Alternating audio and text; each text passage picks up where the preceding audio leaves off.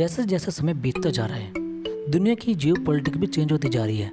जो पहले देश दोस्त हुआ करते थे अब वो दुश्मन हो रहे हैं, और जो दुश्मन थे वो न्यूट्रल होते जा रहे हैं।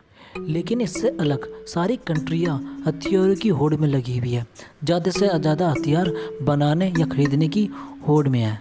इसी कड़ी में भारत के लिए एक पॉजिटिव न्यूज़ आई है, और ये पॉजिटिव न्यूज़ आई है जापान से, क्योंकि जापान इंडिया और 11 अदर कंट्रीज़ को लैथल वेपन देने के लिए तैयार है। इन लैथल वेपन में एडवांस टेक्नोलॉजी की मिसाइलें और फाइटर जेट्स शामिल है, जो चाइना और पाकिस्तान के लिए किसी बुरे सपने से कम नहीं है। क्योंकि इन कंट्रियों में इंडिया, ऑस्ट्रेलिया, कुछ यूरोपियन कंट्रियाँ और कुछ एशियन कंट्री शामिल है, लेकिन इसमें चाइना और पाकिस्तान का नाम नहीं है।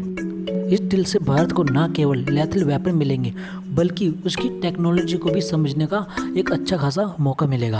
जापान जो इंडिया को लैथल वेपन देगा उसमें फाइटर जेट भी शामिल है, जिसे जापानी FX का नाम कहते हैं। ये FX फाइटर जेट F-35 और F-22 रैप्टर का एक हाइब्रिड वर्जन होगा।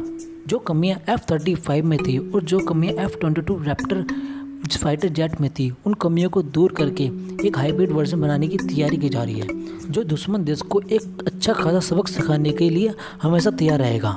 न केवल फाइटर जेट, जापान एक ऐसी टेक्नोलॉजी पे भी काम कर रहा है जो हाइपरसोनिक मिसाइलों को भी हवा में ही या लॉन्च होने से पहले ही इसको नष्ट कर सकती है, अगर उसे पहले से ही पता चल जाए लॉन्च कहाँ से होने वाली है। इसलिए जापान का ये डिसीजन भारत के लिए गोल्डन अपॉर्चुनिटी की तरह है।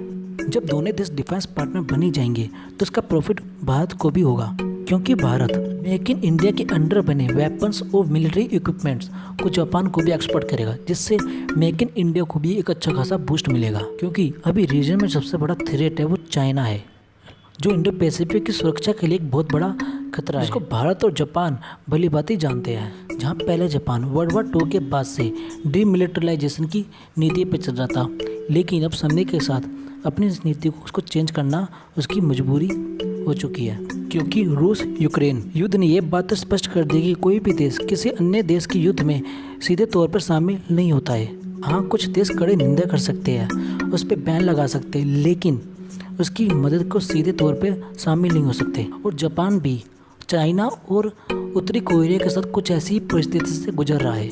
आपको क्या लगता है, जापान की ये पॉलिसी जापान के फेवर में होगी या फिर इसे रीजन में अशांति का माहौल पैदा होगा? नीचे कमेंट बॉक्स में अपना ओपिनियन दे और चैनल को सब्सक्राइब करना ना भूलें।